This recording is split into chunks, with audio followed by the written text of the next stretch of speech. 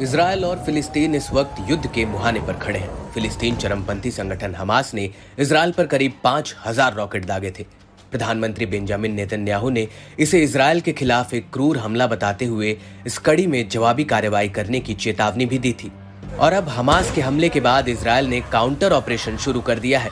Reports के मुताबिक अब तक इस लड़ाई में दोनों तरफ से 300 लोगों की जान जा चुकी है।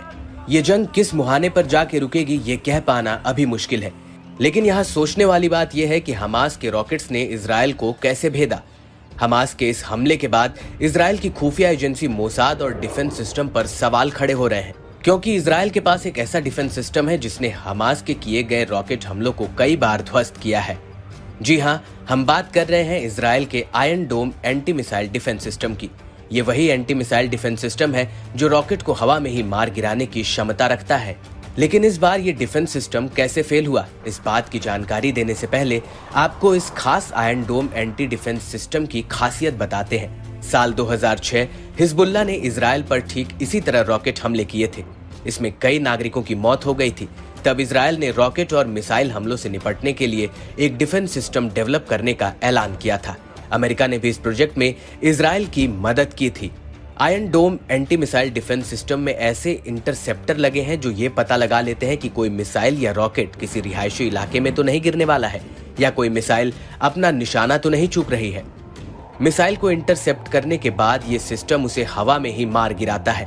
सबसे महत्वपूर्ण बात यह है कि ये डिफेंस सिस्टम दिन या रात या किसी भी मौसम में कार्य करने में सक्षम है, लेकिन इसकी पूरी तरह से काम करने या यूं कहें कि 100% डिफेंस की गारंटी इसे बनाने वाले एक्सपर्ट्स ने भी नहीं दिया था। आयरन डोम एंटी मिसाइल डिफेंस सिस्टम को डेवलप करने वाली कंपनी रफाल भी इसका सक्सेस रेट 90% के करीब ही बताती है। वहीं दूसरे डिफेंस एक्सपर्ट्स की माने तो ये इसे और कम आंकते हैं। उनके हिसाब से इसकी क्षमता 70 से 80% तक की ही है। बीबीसी की एक रिपोर्ट के मुताबिक बहुत कम समय में अधिक मिसाइल दागने से ये सिस्टम ढंग से काम नहीं कर पाएगा। इजरायल की सबसे चर्चित तेल अवीव यूनिवर्सिटी के एक्सपर्ट भी लगातार ऐसी ही आशंका जताते रहे हैं कि एक साथ लगातार हो रहे हमलों के बीच ये सिस्टम ठीक से काम नहीं कर पाएगा। और अब जिस तरीके से हमास ने 5,000 रॉकेट दागे और इजरायल में तबाही मचा दी, ऐसे में आयरन डोम पर सवाल उठना लाजमी है।